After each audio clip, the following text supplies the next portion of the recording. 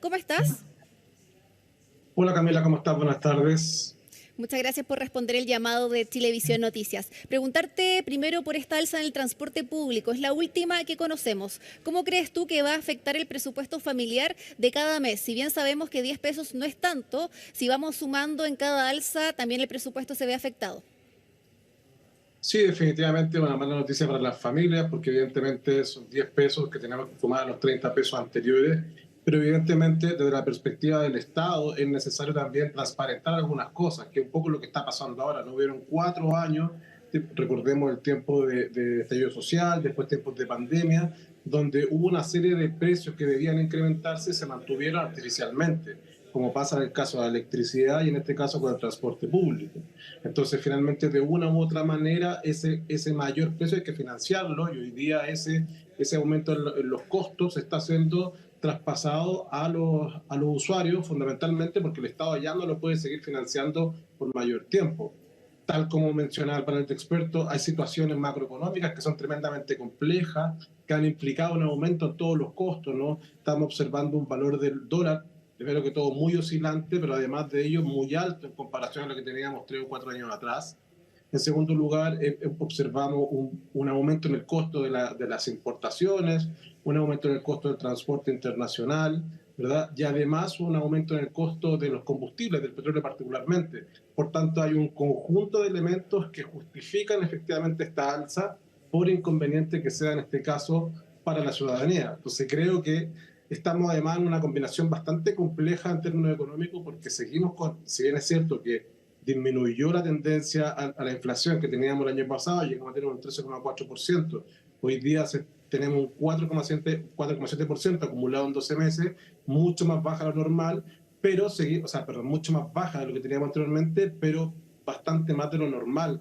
Recordemos que la meta del Banco Central es que puede ser en torno al 4% y estimamos para final de año que va a estar en torno al 4,5-4,6%. Por tanto, evidentemente estamos en un escenario muy complejo para las familias, especialmente para aquellas familias que tienen menores ingresos, que son las más afectadas por el aumento en los precios. Por tanto, tal vez es un buen momento para que el gobierno evalúe alguna política, como la que se desarrolló el año anterior, ¿verdad?, de ir financiando estas diferenciales en los aumentos de precios, fundamentalmente para las familias más pobres.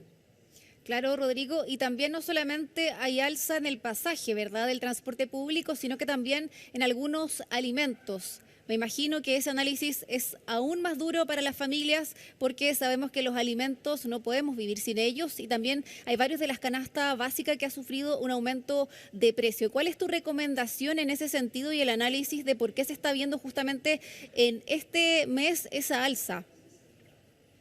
Bueno, hay algunos efectos que son estacionales, ¿verdad? Debemos observar que efectivamente, como te mencionaba anteriormente, si analizamos el IPC del último mes, observamos que hay un incremento importante en los servicios básicos, fundamentalmente en la electricidad, que ya lo sabíamos, ¿no? Que durante el mes de octubre se había producido un aumento en los precios.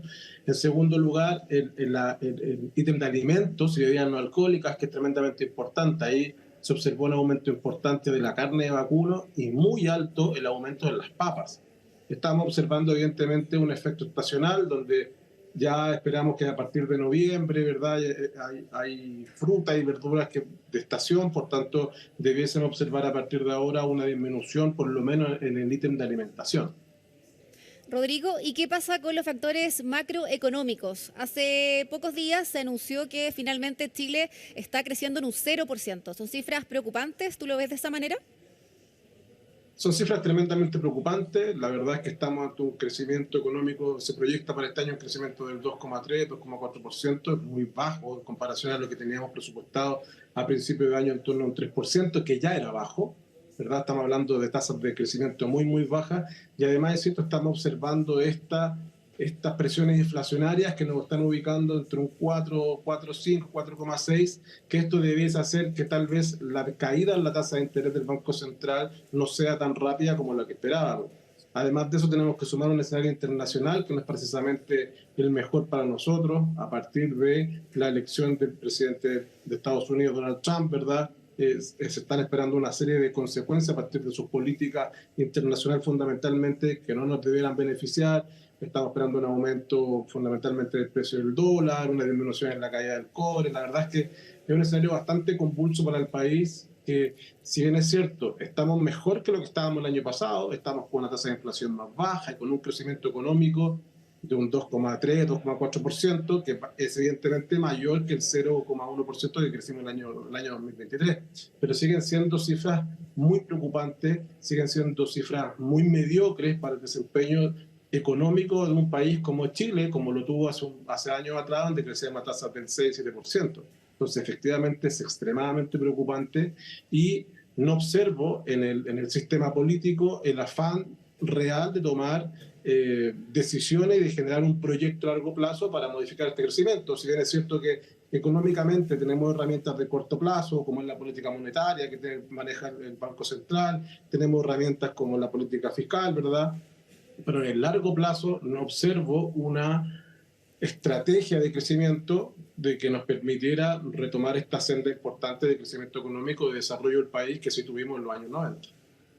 Claro, Rodrigo, sin duda cifras que preocupan y que por supuesto requieren análisis de expertos para ver qué va a pasar con las soluciones que entregue el gobierno respecto a estas alzas de precios, sobre todo lo que más afecta a la gente es el transporte y también la canasta básica. Muchas gracias, Rodrigo Palma, economista de la Universidad de Barcelona y también docente de la UTEM por conversar con nosotros. Que estés muy bien. Muchas gracias. Buenas tardes.